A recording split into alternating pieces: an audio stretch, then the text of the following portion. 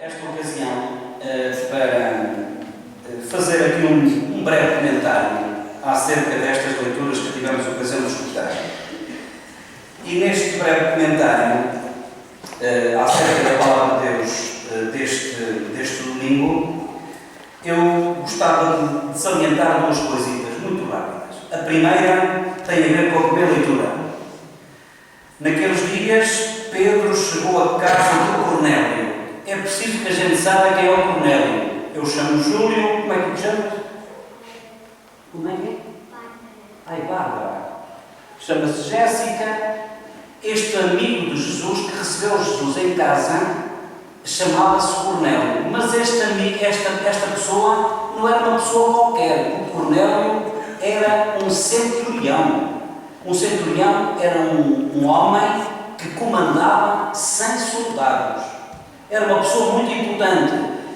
E eles, naquela altura, havia muita gente que pensava que Deus só gostava dos judeus. E o Cornélio, que era um romano, portanto uma pessoa que se calhar pensavam eles que Deus até nem gostava dele, pensavam eles. E então o Pedro chegou à casa do Cornélio. O Pedro, que era o amigo de Jesus, chegou à casa do Cornélio e o Cornélio veio ao encontro do Pedro e sabem o que é que ele prostrou-se a seus pés. O Cornélio ia chegar, eu estou enganando. O Cornélio recebeu o Pedro.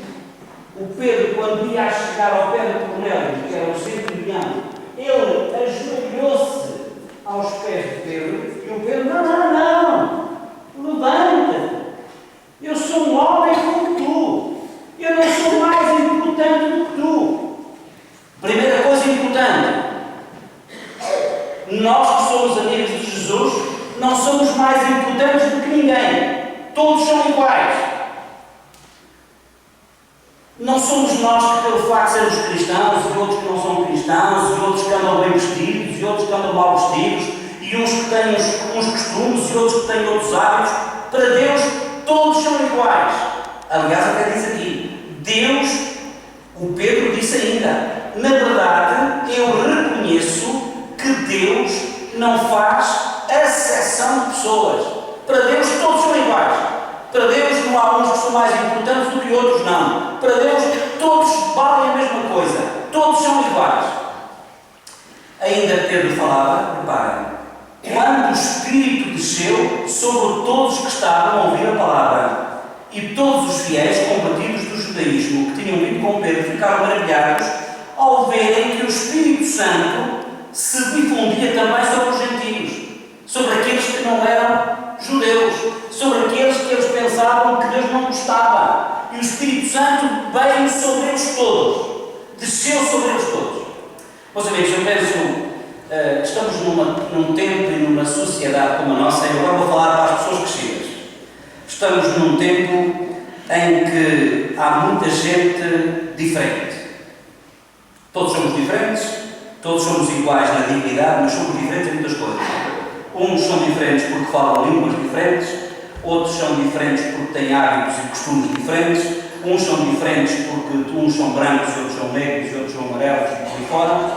E, apesar de sermos todos diferentes, nós não podemos fazer distinções, não podemos gostar mais de uns do que de outros. E eu penso que é esta a grande conclusão, é este o grande recado que a Palavra de Deus nos diz hoje, neste domingo, e que foi na primeira leitura. Depois também há uma outra coisinha que eu gostava de dizer aqui no Evangelho. Aqui no Evangelho diz aqui assim uma coisa.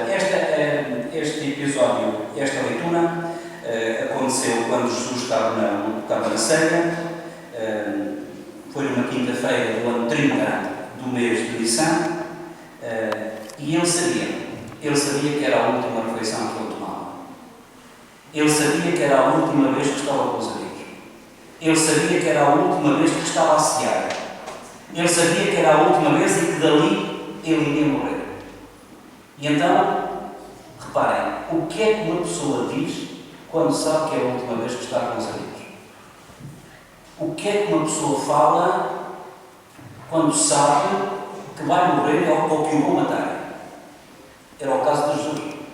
Ele estava com os amigos, ele estava a cear e sabia que o iriam prender daqui a pouco. Ele sabia que era a última vez que estava com eles. Agora cada um, imagine, e se fosse cada um de nós? Se soubéssemos, imaginem que tínhamos este dom de saber que íamos morrer daquele bocadinho. O que é que era mais importante fazer? O que é que era mais importante para nós? E então é curioso, nessa refeição, que Jesus sabia que era a última, o que é que ele diz aos amigos? Foi uma espécie de testamento. Uma espécie de testamento. Olha, não deixou telas, nem automóveis, naquela altura também não existiam. Não deixou nada disso. Aquilo que ele disse, o testamento que ele deixou foi isto. Assim como o Pai me amou, também eu vos amei. Se guardares os meus mandamentos, permanecereis no meu amor. Sabem que há muitas formas de guardar. Às vezes há coisas tão importantes que a gente guarda tão bem, metes lá no cofre, metes lá num sítio muito escondido, fechado a 7 chaves, e aquilo à frente se estraga porque ninguém usa aquilo. A gente também sabe o que é que faz ao dinheiro. Quando temos algum, nós ou metemos, deixar que eu diga assim a brincar, debaixo do colchão e está sujeito a vir um incêndio e queimá-lo, ou então colocando-o no banco para pelo menos ter mais algum. Guardar os mandamentos não é dizer assim, está bem, pronto, amar a Deus, eu vou guardar, eu vou fazer isto, eu vou decorar isto. Não, não. É pôr a render este amor. É das coisas mais... Ouçam, eu, quando andei a estudar, uma das coisas que eu tive muita dificuldade foi a matemática. E o professor falava uma vez e duas vezes, como é que é? Eu não entendo. Uma vez e duas vezes, como é que é? Eu não entendo. Isto é das coisas mais fáceis de perceber. Querem saber o que é que Deus quer de nós? É a coisa mais fácil de perceber. Amar-os. Olha, amar-os. Amar. Pois.